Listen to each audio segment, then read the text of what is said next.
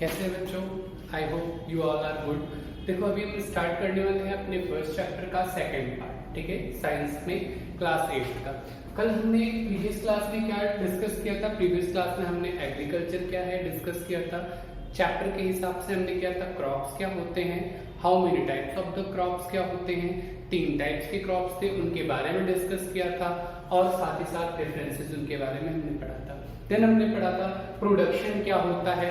Production complete होने के बाद फिर हमने क्या पढ़ा कि मैनेजमेंट के क्या पार्ट होते हैं, ठीक है। और मैनेजमेंट के पार्ट में हमने पढ़ा था कि 7 स्टेप्स होते हैं मैनेजमेंट कंप्लीट करने के। Only there are 7 steps to complete the management process in agriculture. Agriculture में 7 प्रोसेस हैं जिनके बारे में अभी हमें यहाँ पे पढ़ना है। यहाँ पे नोट्स बनाए गए हैं क्योंकि इसके थ्रू हम एलेबरेट करेंगे। पूरा चैप्टर ही हमारा, थोड़े बहुत पार्ट स्टूडेंट्स के हल्के से कम बोल के आप लोगों को बताऊंगा, बाकी आगे जो होंगे उसका मैं पीडीएफ आप लोगों को सेंड कर दूंगा। तो अभी देखो, इसे आप लोगों को नोट सेम एज करना, 2 पेजेस लेना और 2 पेज पे या बड़ा पेज लेना उसमें करना। यहाँ थोड़ा कंजेस्टेड लग रहा होगा लेकिन आप लोग सही से करोगे तो बिल्कुल सही होगा। और बिलीव मी, सबसे बेस्ट वे है इसे याद करने का। आप चाहे हिस्ट्री में इसका यूज कर सकते हो या फिर साइंस में या किसी भी सब्जेक्ट में। आप ऐसे जब डायग्राम के थ्रू चीजों को समझते हो तो आप एक्सप्लेन भी बहुत अच्छे से कर पाते हो और आपके दिमाग में चीजें रहती भी बहुत ज्यादा टाइम तक है, ठीक है। जैसे सपोज दैट अगर आपसे कहा जाए कि बेटा आपने सबसे अभी तक की सबसे यूनिक गाड़ी कौन सी देखी है, ठीक है ना, सबसे अच्छी गाड़ी कौन सी देखी है, तो आपके दिमाग में सपोज दैट आपने लैम्बोर्गिनी देखी, तो आप क्या करोगे? आप जैसे ही आईज क्लोज करोगे आपके सामने वो पिक्चर आ जाएगा। या सपोज दैट आपने क्या देखा, घोड़ा गाड़ी देखा, तो आपके दिमाग में आ जाएगा। क्यों आ जाएगा? क्योंकि थोड़ी सी यूनिक तरीके से रिप्रेजेंट किया गया था। घोड़ा गाड़ी आजकल बहुत कम दिखता है, बैलगाड़ी आजकल बहुत कम दिखता है, तो अगर आपकी आईज उसे देखेगी तो बहुत ज्यादा नोटिस करेगी। बाकी गाड़ियां बहुत सारी है जो रोडों पे चलती है, हम उसे इग्नोर करते हैं बिल्कुल पूरी तरह से। देखते हैं और सोचते किसके बारे में, जो थोड़ा यूनिक होता है, ठीक है ना, सबसे अलग आइडेंटिटी थोड़ा सा रखता है। जैसे कि आपके पेरेंट्स हैं, आप अगर उनके बारे में आईज क्लोज करके देखोगे तो उनका चेहरा आपके सामने आएगा, बिकॉज ये हमारे सेंसेस होते हैं जो आपको याद दिलाते हैं, ठीक है। इसी तरीके से जब आपका प्रेजेंटेशन ना कुछ यूनिक तरीके से होता है तो उस वे में आप क्या कर पाते हो, बहुत जल्दी चीजों को याद कर पाते हो और आपका माइंड उसे कैप्चर करके रखता है, ठीक है ना। तो अभी स्टार्ट करते हैं 7 स्टेप्स के बारे में। एग्रीकल्चरल प्रैक्टिसेस की, एग्रीकल्चरल प्रैक्टिसेस होते क्या है, यानी कृषि पद्धतियां क्या होती हैं, ठीक है। तो कृषि पद्धतियां यानी कृषि करने का तरीका, काम करने का तरीका किसका, खेती बाड़ी का, वो 7 स्टेप्स में डिवाइड है। कौन कौन से स्टेप है? The first step is preparation of soil, ठीक है, यानी मिट्टी को तैयार करना। प्रिपरेशन ऑफ सॉइल मतलब मिट्टी को तैयार करना। अब देखो, मिट्टी पहले भी तैयार की जाती थी, आज भी तैयार की जाती है खेती बाड़ी करने के लिए। पहले क्या होता था, हमारे पास साइंटिफिक इक्विपमेंट बहुत ज्यादा कम थे, तो हमें मैन फोर्स यानी जो हमारा ह्यूमन बीइंग्स का वर्क फोर्स है उसे बहुत ज्यादा देना पड़ता था, ठीक है ना।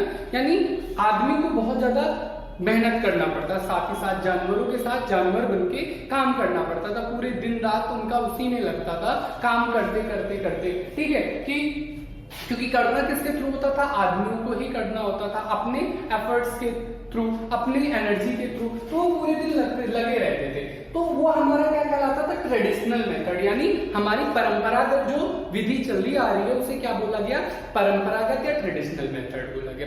फिर धीरे धीरे जैसे जैसे साइंस का डेवलपमेंट होता गया, अब साइंस बढ़ती गई तो इक्विपमेंट भी बढ़ते गए, ठीक है। जैसे पहले हम चलने के लिए हम पैदल जाते थे, मीलों सफर हमारे जो एंसेस्टर्स थे वो क्या करते थे, मीलों पैदल चल के चलते थे, ठीक है ना। बाद में धीरे धीरे पहिए का आविष्कार हुआ, ठीक है। आप लोगों ने 6-7 क्लास में पढ़ा होगा, पहिए का आविष्कार हुआ। पहिया जब आया तो हमारे लाइफ स्टाइल थोड़ी बदल गई। फिर हमने क्या कर दिया, घोड़ा गाड़ी उसमें डाल दिया, फिर बैलगाड़ी डाल दिया। उसके बाद फिर धीरे धीरे साइकिल्स आई, बाइसिकल आने के बाद फिर मोटर गाड़ी आने लगी। तो ये क्या है, दिस आर द डेवलपमेंट, ठीक है। ये क्या है, डेवलपमेंट्स है। तो यही सारी डेवलपमेंट्स, ये तो चलो ट्रांसपोर्टेशन में डेवलपमेंट हुआ, साथ ही साथ इन सब चीजों में भी डेवलपमेंट हुआ, कृषि के ऊपर भी डेवलपमेंट हुआ। क्योंकि कृषि किसी भी देश की डेवलपमेंट की मेन इकाई होती है, मुख्य इकाई होती है। अगर वहां पे क्या होता है, खाना पीना ही नहीं रहेगा तो डेवलपमेंट काहे बात का होगा, ठीक है ना। फिलहाल बहुत सारे ऐसे कंट्रीज है जहाँ पे खेती नहीं होती है, जैसे कि आपका सऊदी अरब हो गया, वहां पे खेती कैसे हो सकती है, क्योंकि वहां पे तो सारा रेगिस्तान में, तो क्या करते हैं उनके पास एक दूसरा सोर्स है जो ऑयल है, ठीक है, उसके अलावा वहां पे गोल्ड वगैरह ज्यादा है, जिसकी वजह से वो दूसरे देश से क्या करते हैं, खरीदते हैं दूसरे कंट्री से और फिर खाते पीते हैं, और दूसरे कंट्री को क्या करते हैं, अपनी ऑयल हो गई, अपने गोल्ड हो गई, ये सब बेचते हैं, ठीक है ना। तो ट्रेडिशनल मेथड सबसे पहले समझना जरूरी है कि what is the traditional method या ट्रेडिशनल टूल्स, परंपरागत जो टूल्स हुआ करते थे वो क्या होते थे। तो जो हम एंशिएंट टाइम पे, पुराने टाइम पे यूज करते थे मेथड या इक्विपमेंट या टूल्स, ठीक है, खेती को करने के लिए उसे क्या बोला जाता था, ट्रेडिशनल बोला जाता था। और मॉडर्न यानी आधुनिक जो टूल्स आए, यानी जो इस टाइम के टूल्स आए, उन्हें हम जब यूज करते तो क्या कहलाया, मॉडर्न टाइम्स के टूल्स कहलाया या मॉडर्न मेथड कहलाया। तो ये दो मेथड के थ्रू इन सभी पार्ट को हमें करना है, क्योंकि खेती पहले से भी होती आ रही है और अब भी हो रही है, तो दोनों के बीच डिफरेंसेस क्या है, वो सारी चीजें, इन्हीं सबको चलाने के लिए आप लोगों ने एसएसटी में पढ़ा होगा 5 इयर्स प्लान, पंचवर्षीय योजना, जिसमें हरित क्रांति चलाई गई थी, ठीक है ना, 5-5 वर्षों के लिए। तो ये सारे डेवलपमेंट उन्हीं के बीच में हुए। वहां देखा गया कि हाँ, सबसे ज्यादा दिक्कत किस चीज में हो रही है, खेती बाड़ी में, कहीं पे इरिगेशन करने में, सिंचाई करने में पानी की दिक्कत हो रही, तो चलो कुछ ऐसा करते हैं जिससे पानी लोगों को जल्दी अवेलेबल हो जाए। और मिट्टी को सॉइल इरोजन करने के लिए बहुत ज्यादा दिक्कत हो रही है, पूरे दिन किसान लगा रहता है बैल के साथ, बैल बन के, तो कुछ ऐसा इक्विपमेंट तैयार करते हैं जिससे जल्दी ये सारी चीजें हो जाए। तो वो सारे डेवलपमेंट किसके तहत हुए, मॉडर्न टाइम के तहत हुए। तो these are the difference. What is the traditional method, traditional method मतलब क्या होता है, जो हमारे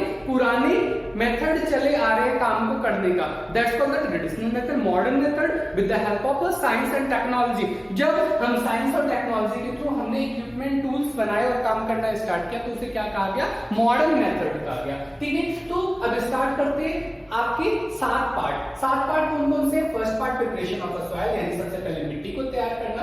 दूसरा सोइंग, अब मिट्टी तैयार होगी, मिट्टी तैयार होने के बाद आपको बुआई करनी पड़ेगी, किस चीज की, बीजों की बुआई करोगे। जब तक बीज नहीं डालोगे तब तक फल कहां से आएंगे आपके, फल इन द सेंस जो भी आउटपुट हो। तीसरा पार्ट करे एडिंग मैन्यूर फ्रॉम वीड्स, करे खाद उर्वरक देना। अब जब बीज आप डालोगे तो तुरंत फोटोसिंथेसिस प्रोसेस तो कर नहीं पाएंगे, उसके लिए उन्हें क्या करना पड़ेगा, पहले थोड़ा सा खाद डालना पड़ेगा, कुछ मिनरल्स डालने पड़ेंगे जिससे वो थोड़ा उपज सके, उनके रूट्स अंदर जा सके, तभी तो आगे वो फोटोसिंथेसिस कर पाएंगे। तो उसके लिए क्या किया गया, हमें खाद डालना है, फिर सिंचाई करना है, खाद डाल दिया तो उसे भी पानी की जरूरत पड़ती है, अब उसे पानी टाइम टू टाइम देना पड़ता है, ठीक है। उसके बाद आपका आता है खरपतवार से सुरक्षा, ये सारे पोर्शन ही 5th पार्ट है। अब उसके साथ साथ जो पौधे हैं उनके साथ साथ क्या होता है, बहुत सारे अनवांटेड अनडिजायरेबल, ठीक है, प्लांट्स भी आ जाते हैं, उन्हें हटाना। हार्वेस्टिंग यानी कटाई करना, एक पर्टिकुलर टाइम होने के बाद वो पक जाते हैं, उन्हें काटना और काटने के बाद स्टोर करना ताकि हम साल भर उसे यूज कर सके। तो दीज आर द 7 स्टेप्स जिसमें हमें क्या करना है, पूरा का पूरा एग्रीकल्चर प्रैक्टिस हमें पढ़ लेना है, ठीक है। एक बार फिर से करते हैं, इसके इंटरव्यू चलते हैं। First part preparation of soil, मिट्टी को बनाना है, पहले इंग्लिश में करते हैं, हिंदी में। Correct, preparation of the soil, sowing adding manure and fertiliser, ठीक है, मैन्यूर फ्रॉम वीड्स, ठीक है। आगे क्या दिया है, नेक्स्ट है इरिगेशन दिया गया है। उसके बाद क्या है, प्रोटेक्टिंग फ्रॉम वीड्स, वीड्स से प्रोटेक्ट करना, हार्वेस्टिंग एंड स्टोरेज, ये सारे पार्ट्स हैं। अच्छा, ये चीज यहाँ पे ध्यान देना, थोड़ी सी गलती हो गई है, एडिंग मैन्यूर एंड फर्टिलाइजर, यहाँ पे मैन्यूर एंड फर्टिलाइजर आप लोग कर लेना, ठीक है, कि adding manure and fertiliser, fertiliser यानी उर्वरक और खाद दोनों को क्या करना, पौधों को देना। हिंदी में क्या, मिट्टी तैयार करना, बुआई करना, खाद एवं उर्वरक देना, सिंचाई करना, और उसके बाद क्या है, खरपतवार से सुरक्षा करना, कटाई करना और भंडारण करना। अब we are going to discuss about the first part. First part is the preparation of a soil. अब सबसे पहले समझते हैं प्रिपरेशन ऑफ सॉइल होता क्या है, सॉइल। अब देखो, आप ध्यान से समझना, अगर ये सपोज दैट एक प्लांट है, सॉरी एक प्लॉट है, ठीक है, एक जगह है, एक लैंड है। अब यहाँ पे अगर ये सारे पोर्शन जो ऊपर की सतह है ये क्या होगा, बहुत ज्यादा हार्ड होगा, तो क्या बीज पनप पाएगा? क्योंकि बीज पनपेगा कैसे, जब उसके रूट्स नीचे जाएंगे। अब रूट्स बहुत ज्यादा कोमल होते हैं, अगर हार्ड सरफेस होगा तो क्या रूट्स अंदर जा पाएंगे?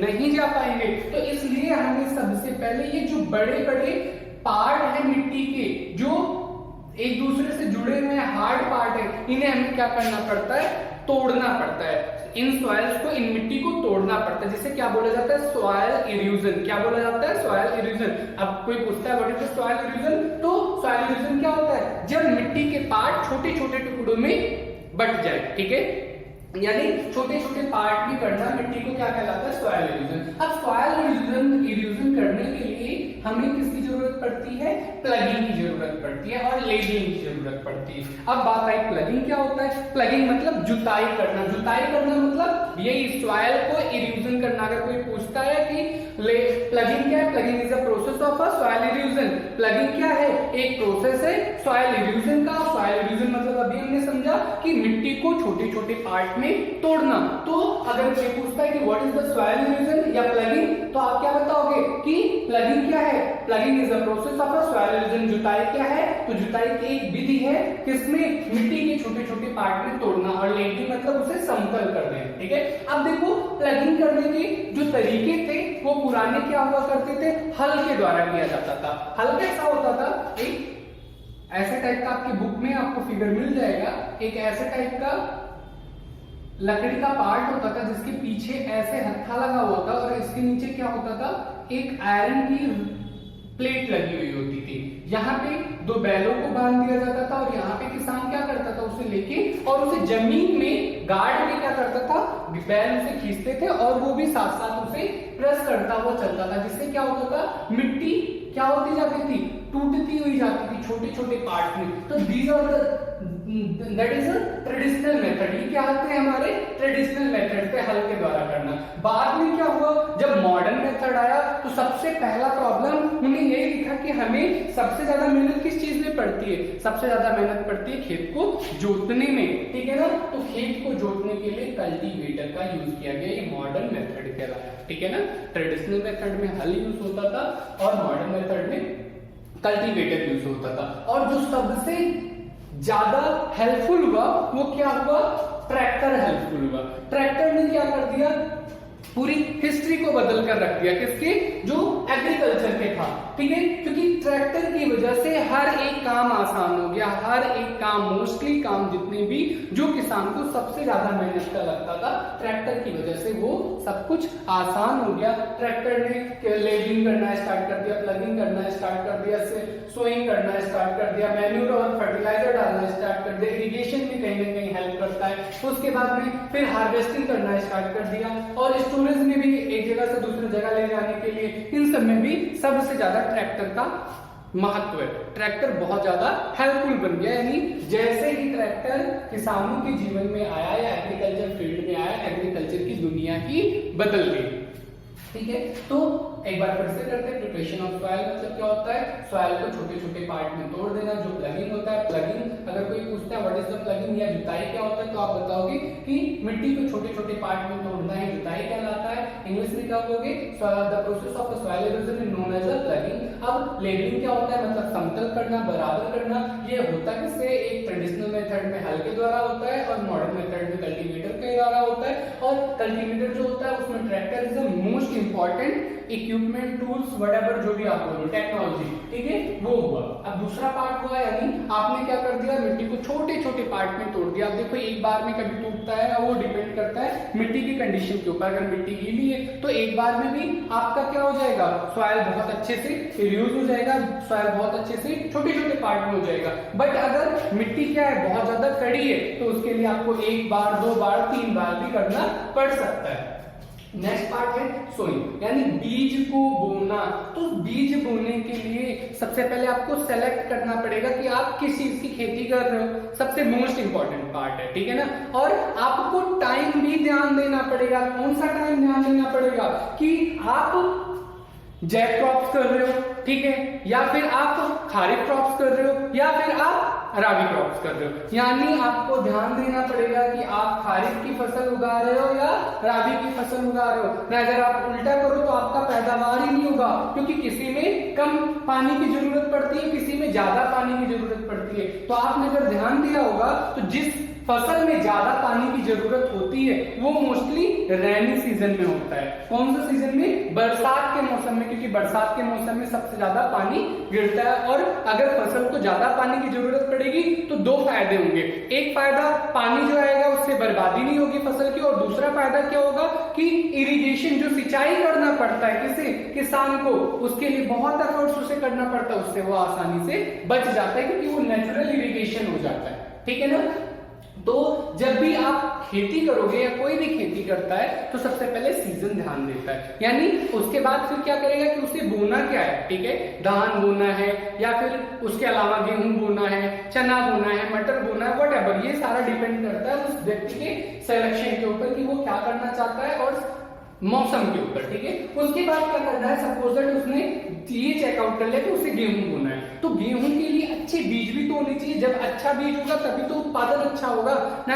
अगर अच्छा बीज ही नहीं होगा तो उत्पादन कैसे अच्छा होगा। ठीक है, तो उसके लिए आपको क्या करना पड़ता है, सिलेक्शन ऑफ सीड्स, यानी बीजों का चयन करना पड़ता है। अब देखो बीजों का चयन करते कैसे हैं। बीज को क्या करते हैं, एक बकेट लेते हैं, ट्रेडिशनल मेथड बता रहा हूं आपको, बकेट लेते हैं, और यही समझ लो मॉडर्न मेथड है। मॉडर्न मेथड हालांकि पिकिंग के थ्रू होता है, बहुत सारे मशीन्स होते हैं उनके बीच से उन्हें गुजार के भेजा जाता है, तो जो छोटे छोटे पार्ट होते हैं वो वहीं पे गिर जाते हैं। जो हेल्दी पार्ट्स होते हैं गेहूं के वो क्या होते हैं, आगे चलते हुए जाते हैं। ठीक है, जैसे कि 6th क्लास में आप लोगों ने विनोइंग प्रोसेस वगैरह पढ़ा था, तो वो मशीन के थ्रू अब आगे हो जाता है। जैसे छोटे पार्ट जो होते हैं या हस्क होते हैं, जो हल्के पार्ट होते हैं वो आगे वो दूर चले जाते हैं, और जो भारी पार्ट होते हैं जो हेल्दी होते हैं वो क्या होते हैं, पास में रह जाते हैं। पर ट्रेडिशनल मेथड क्या कहता था, ट्रेडिशनल मेथड कहता था कि एक बकेट लो, बकेट में पानी भर दो आधा से ज्यादा, और उसमें इन बीजों को डाल दो। जो बीज हेल्दी होंगे वो नीचे चले जाएंगे, और जो भी बहुत ज्यादा पुअर क्वालिटी के होंगे, बहुत घटिया क्वालिटी के होंगे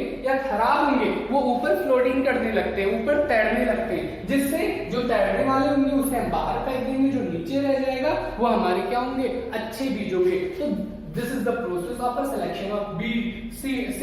ठीक है ना, कि सीड्स को चयन करने के लिए, बीज को चयन करने के लिए जो बेस्ट वे है वो ये है।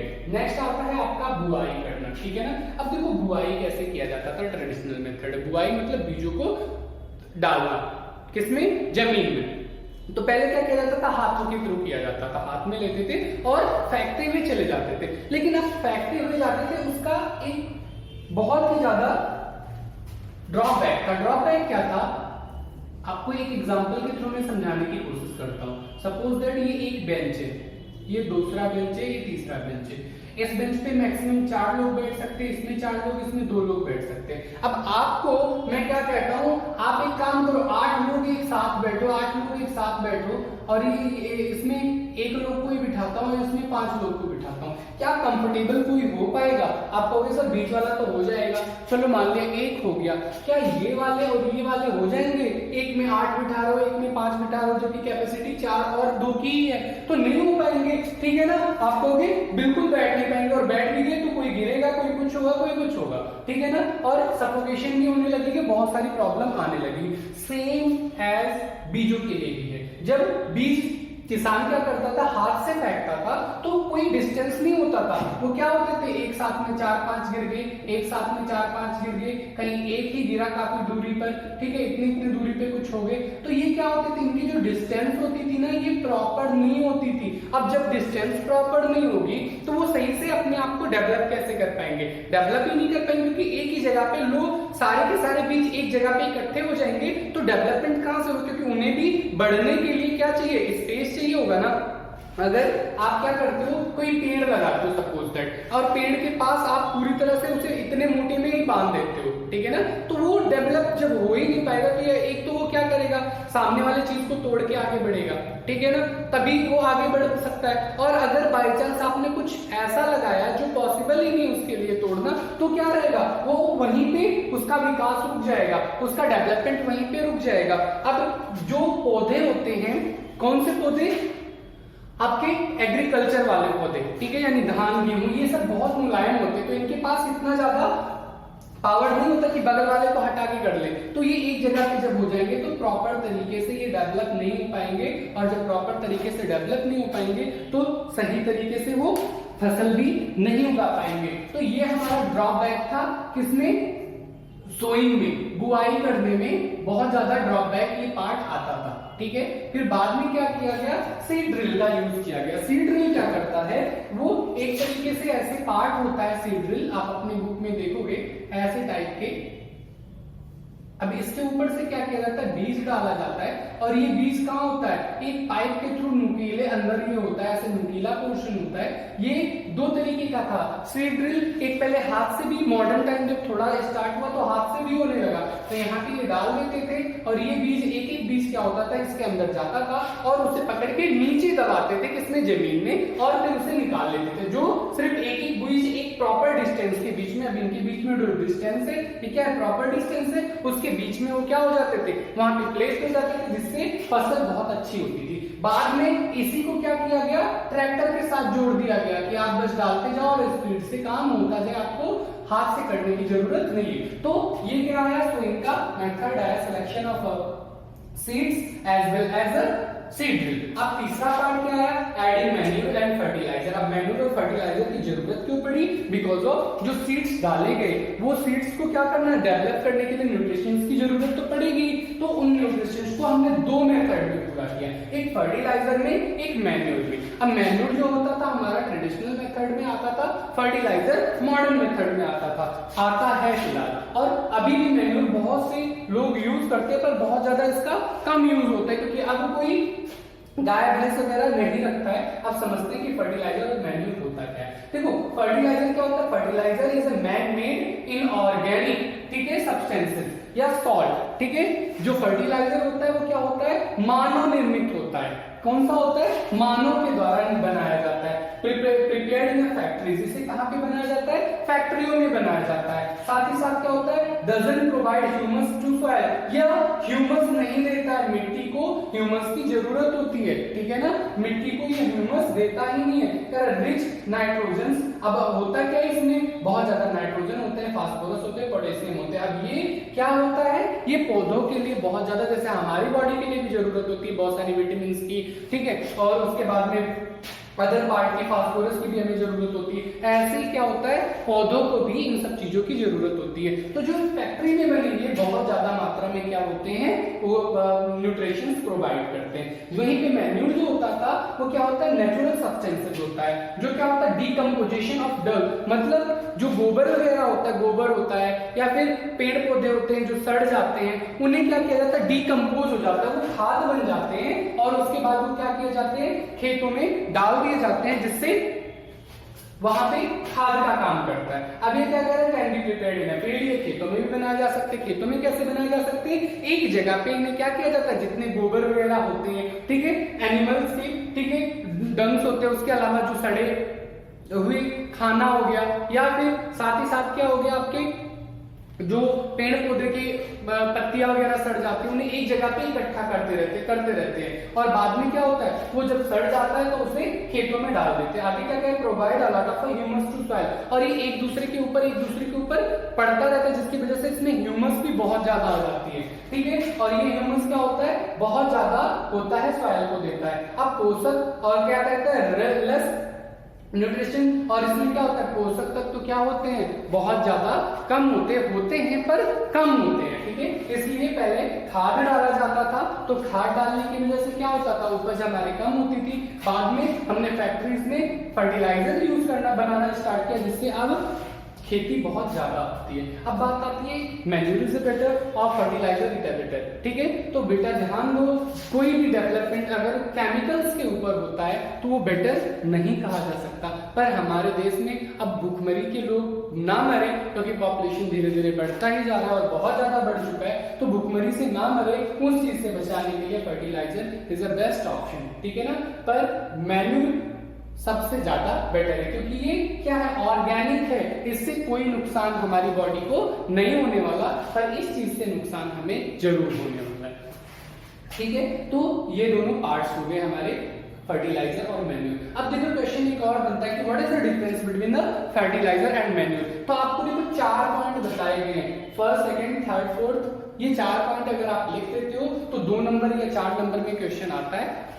दिस शुड बी बेटर, ये क्या होगा, बेटर होगा। तो अगर एक बार फिर से करते हैं, फर्टिलाइजर में क्या लिखोगे, मैन मेड इनऑर्गेनिक होता है। ये क्या होता है, नेचुरल सब्सटेंसेस होता है जो decomposition of a Dang and plant से होता है। और ये क्या होता है, ऑर्गेनिक होता है। अब 2 पार्ट एक और इसमें बढ़ा सकते हो, ये इनऑर्गेनिक होता है, ये ऑर्गेनिक होता है। प्रिपेयर्ड इन फैक्ट्रीज, ये फैक्ट्री में बनाया जाता है। प्रिपेयर्ड इन फील्ड, ये फील्ड में बनाया जाता है। Doesn't provide humus to soil, और ये provide a lot of humus to the soil. इसमें रिच मात्रा में, बहुत अच्छी प्रचुर मात्रा में नाइट्रोजन, फास्फोरस, पोटेशियम होता है, और इसमें कम मात्रा में होता है। तो 3 पार्ट हमने डिस्कस किया। Now move to the irrigation. अब सिंचाई, सिंचाई जो है सबसे most important part role play करता है किसी भी खेती को अच्छा करने में। आपने तीनों पार्ट कर दिया और सिंचाई टाइम टू टाइम नहीं किया तो पौधे जीवित ही नहीं रहेंगे, डेवलप ही नहीं होंगे, पौधे मर जाएंगे, तो आपकी जो उपज है वो क्या हो जाएगी, बर्बाद हो जाएगी। तो इरिगेशन अगर कोई पूछता है व्हाट इज द इरिगेशन, तो क्या होगा, the supply of water to crops at a regular intervals. एक रेगुलर इंटरवल्स मतलब जब उसे जरूरत लग रही है उस टाइम पे आप क्या करो, ऐसा नहीं कि बिना मतलब का आप पानी देते जाओ तो भी वो सड़ जाएगा। अब हमें प्यास नहीं लगे, जबरदस्ती हमें कोई पानी पिलाया जा रहा है, क्या हमें कुछ होगा नहीं, हम बीमार पड़ जाएंगे। और किसी को लगातार ऐसा किया जाए तो मर भी जाएगा, ठीक है ना। जैसे कि पानी में लोग डूब जाते हैं, पानी पीने वाला ही सपोज दैट होता है, लेकिन डूब जाते हैं, सांस नहीं ले पाते, ऐसे उनके साथ भी हो सकता है, होता है, ठीक है ना। तो एक रेगुलर इंटरवल पे हमें ये करना बहुत ज्यादा इंपॉर्टेंट है। तो क्या है, the supply of water to crops at a regular intervals, निश्चित अंतराल पर पौधों को पानी देना ही क्या कहलाता है, इरिगेशन कहलाता है। अब देखो इरिगेशन 2 मेथड, वही फिर से एक ट्रेडिशनल मेथड, एक मॉडर्न मेथड। अब ट्रेडिशनल मेथड यानी परंपरागत तरीके, उसमें क्या क्या यूज होता था, उसमें मोड यूज होता था, ठीक है। मोड क्या होता था, एक कुआं होता है और कुएं से पानी को उठा के डालना, वो क्या कहलाता है, मोड कहलाता है। तो बहुत ज्यादा मेहनत करते थे किसान, क्योंकि उनके पास कोई अदर वे नहीं था। वो नीचे से बाल्टी डालते थे, घड़ा डालते थे, कुछ भी डालते थे और पानी खींचते थे। पानी खींचने के बाद फिर उसे क्या करते थे, खेतों में ले जाके डालते थे। तो कितना कठिन रहा होगा उस टाइम, आप सोच सकते हो कि कितना ज्यादा कठिन, क्योंकि हर खेत के पास कुएं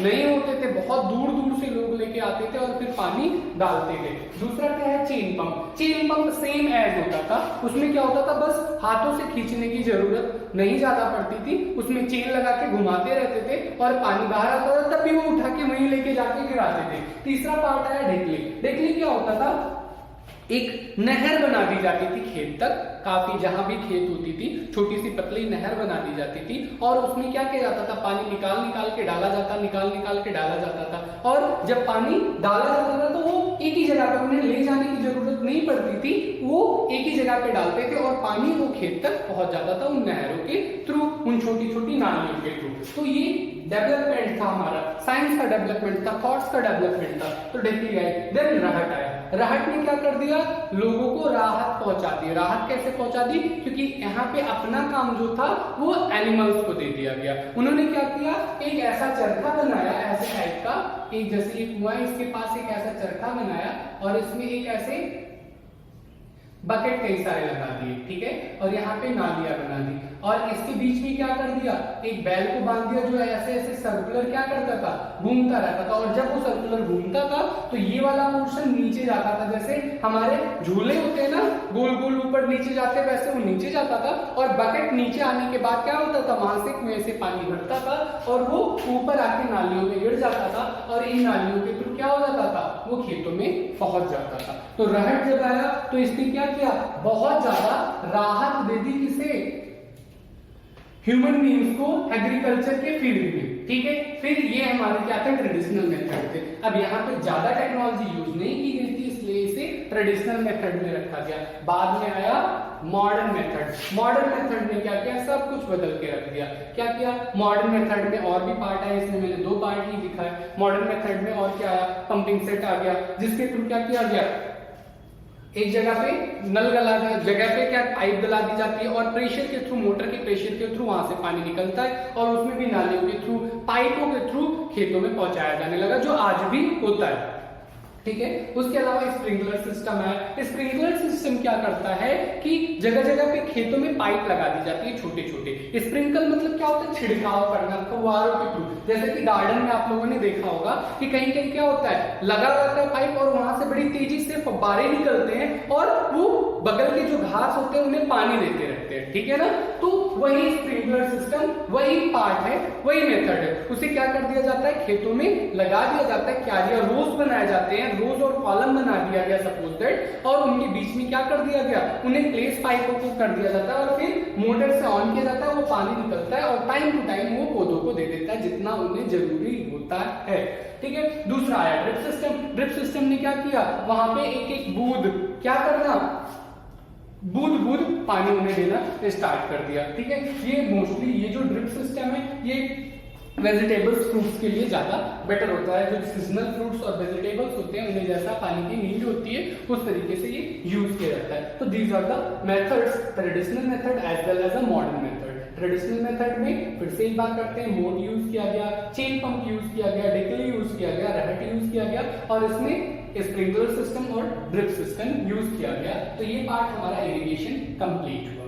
4 पार्ट हमने कंप्लीट किया। क्या क्या, preparation of soil, sowing, adding manure and fertiliser as well as irrigation. अब 5वां पार्ट आता है प्रोटेक्टिंग फ्रॉम वीड्स। अब बात आती है वीड्स होता क्या चीज है। वीड्स मतलब क्या होता है, खरपतवार। अगर पूछता है what is the weeds, question 1 number में पूछ लेता है तो आप क्या कहोगे, अनडिजायरेबल प्लांट्स, मतलब ऐसे प्लांट जिनकी हमें डिजायर ही नहीं थी। अब अगर हम क्या है अपने घर में बैठे हुए हैं और कोई व्यक्ति बाहर से आके हमारे घर में बैठ जाता है तो क्या करेंगे, हम अनकंफर्टेबल फील करेंगे ही करेंगे, वो हमारे लिए अनडिजायरेबल है। ऐसे ही हमारे लिए अनडिजायरेबल क्यों बोला गया, हमने धान की क्यों खेती की थी, उसमें कोई अलग पीपल का पेड़ आके बैठ जाता है, हमें पीपल के पेड़ की जरूरत नहीं, हमें अभी धान की जरूरत है। तो ऐसे बहुत सारे खरपतवार होते हैं जो दिखते तो धान गेहूं की तरह है पर उनमें से कोई उपज नहीं होती है, तो हमारे लिए क्या कहलाते हैं, अनडिजायरेबल प्लांट्स होते हैं, जिन्हें क्या बोला जाता है, वीड्स बोला जाता है, खरपतवार बोला जाता है। अब इन्हें हटाने के 2 मेथड्स थे, ठीक है। अगर उन्हें हम क्या करेंगे, नहीं हटाएंगे तो पौधों का डेवलपमेंट नहीं हो पाएगा। ये क्या करते हैं, पौधों के जो न्यूट्रिशंस होते हैं ये इन्हीं पे क्या करते हैं, पलते हैं और इतना स्पीड से खत्म कर देते हैं कि ये तो पल के बड़े हो जाते हैं लेकिन जो पौधा होता है वो ये छोटा का छोटा रह जाता है, ठीक है ना। तो इन्हें हटाना बहुत ज्यादा जरूरी होता है क्योंकि ये क्या करेगा, अब हमारा खाना कोई और खा रहा है, नाम से हम घर वाले हमें कह रहे हैं कि तुम खाना खा रहे हो, तुम्हारे लिए दिया जा रहा है, ठीक है। और हम स्कूल में पहुंचते तो हमारा कोई मोटा सा दोस्त आता है जो यूजुअल होता है और वो क्या करता है, जबरदस्ती आपके खाने को खा लेता है,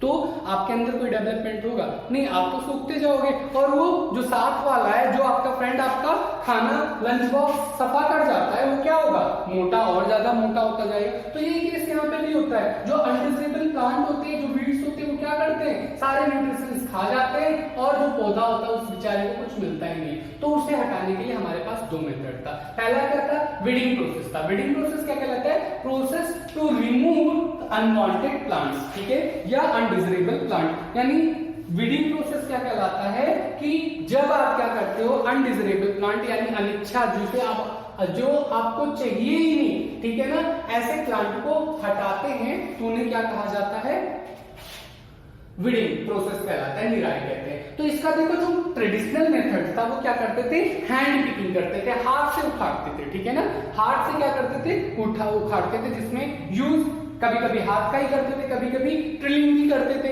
यानी खुरपी होती थी उसके थ्रू से क्या करते थे, निकालते थे, पिक करते थे, उसे अंदर डालते थे, निकालते थे, अंदर डालते थे, निकालते थे। आज भी ये मेथड बहुत सारे किसान करते हैं। अगर कम जगह पे ऐसे अनडिजायरेबल प्लांट होते हैं तो वहां पे किया जाता है, लेकिन जब बहुत ज्यादा होता है तो सभी क्या करना स्टार्ट चाहते हैं कि भैया मुझे क्या मिले, आराम मिले। अब आराम ज्यादा चाहते हैं जिसकी वजह से हम केमिकल खाने लगे। हमने क्या किया, एक वेडिसाइड्स क्या किया गया, खरपतवार नाशी केमिकल बनाया गया, जिसका नाम है 2,4-D।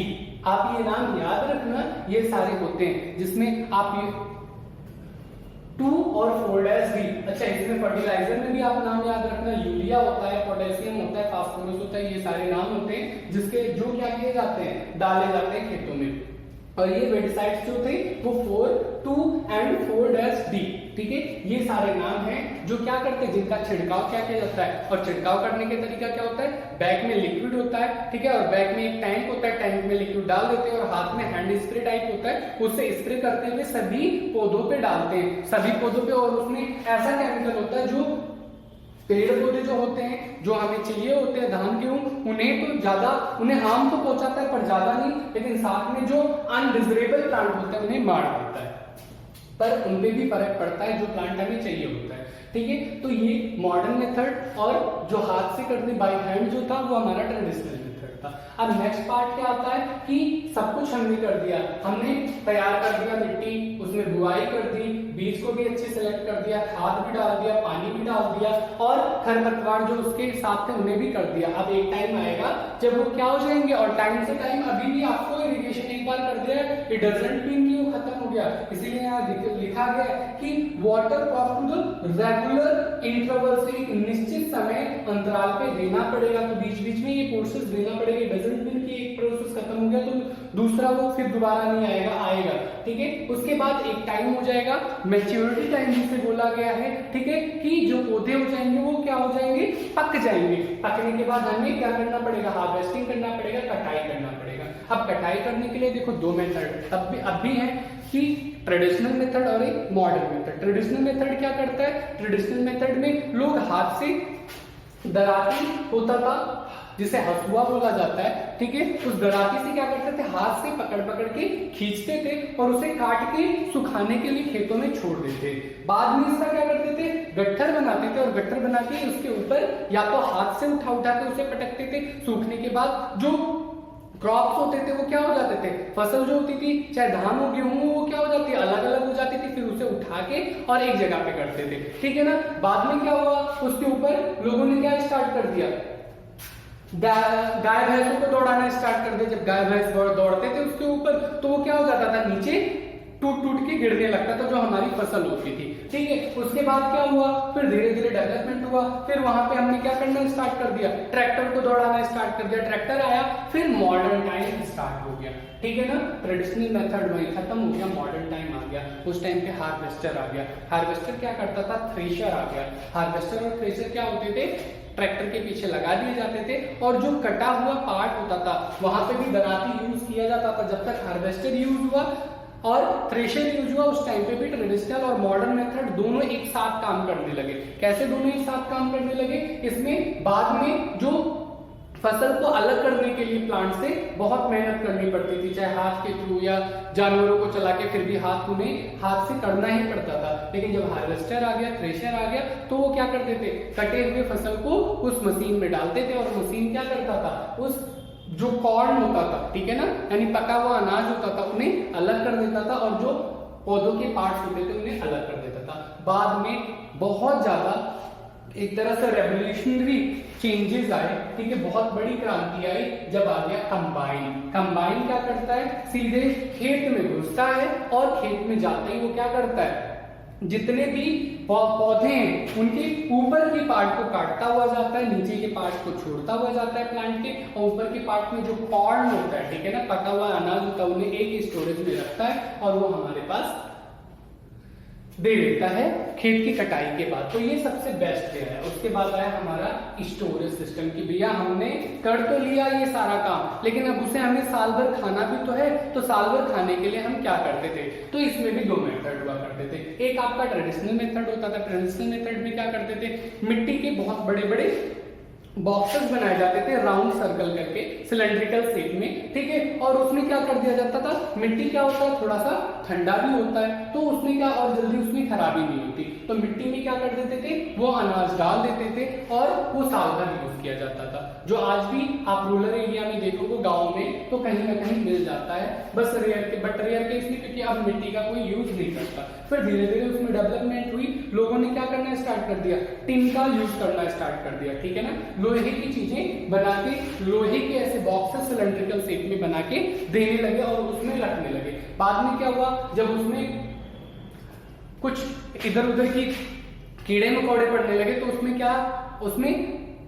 दवाइयां डालने लगे, जहर जिसे आप कह सकते हो सबसे ज्यादा डेंजरस होते हैं, उन्हें डाल के वो रखने लगे। अब धीरे धीरे क्या हुआ, फिर बोरियां बनाने लगे, बोरियों में रखने के बाद ये हमारा था ट्रेडिशनल मेथड। अब मॉडर्न मेथड आया। मॉडर्न मेथड में कोल्ड स्टोरेज क्या बनाने लगे, प्लांट्स बनाने लगे, जहां पे हमेशा ठंड होती है और ठंड होने के साथ साथ वहां पे जो बैक्टीरिया होती है, जो माइक्रो ऑर्गेनिजम्स होते हैं, सॉरी बैक्टीरिया नहीं, माइक्रो ऑर्गेनिजम्स होते हैं जो इन फसलों को बर्बाद कर देते हैं, माइक्रोब्स। ठीक है, आप नेक्स्ट चैप्टर अपना यही पढ़ोगे। इन माइक्रोब्स को क्या कर देते हैं, वो पनपने नहीं देते हैं, जिसकी वजह से हमारा फसल बचा रह जाता है। अब इस टाइम पे भी अगर हमें मैंगो खाना है तो हमें मैंगो जरूर मिल जाएगा, बस वो महंगा मिलेगा, पर ऐसी चीजें कभी नहीं खानी चाहिए, क्योंकि उसके अंदर के जो पार्ट होते हैं जो हमें न्यूट्रिशंस देते हैं वो बिल्कुल मर जाते हैं, उसके अंदर सिर्फ और सिर्फ केमिकल रहता है। तो कभी भी अनसीजनल चीजें नहीं खानी चाहिए। सफल मटर हम क्या करते हैं, ले लेते हैं, मटर पनीर बना लिया तो सफल मटर निकाला और हमें क्या करना है,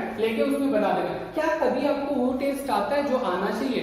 नहीं आता है। ठीक है ना। चलो चावल दाल और जो नीडेड थिंग्स है वो तो चल जाते हैं, पर ये सारी चीजें कभी ट्राई मोस्टली नहीं करना चाहिए, क्योंकि वो हमारे लिए सिर्फ और सिर्फ हानिकारक है। क्योंकि मॉडर्न टाइम में लोग केमिकल डाल डाल के क्या आपको खिला दे आपको खुद नहीं पता। तो ये था पूरा चैप्टर हमारा एग्रीकल्चर प्रैक्टिसिंग कंप्लीट हुआ, crop and production and management complete हुआ। ठीक है, तो बाकी इसके आगे के पार्ट क्वेश्चन आंसर आप रटने की कोशिश मत करना, बस खाली इन चीजों को समझना और क्वेश्चन आंसर अपने वे में आप एलेबोरेट करने की कोशिश करना। ठीक है, बाकी मिलते हैं नेक्स्ट क्लास में।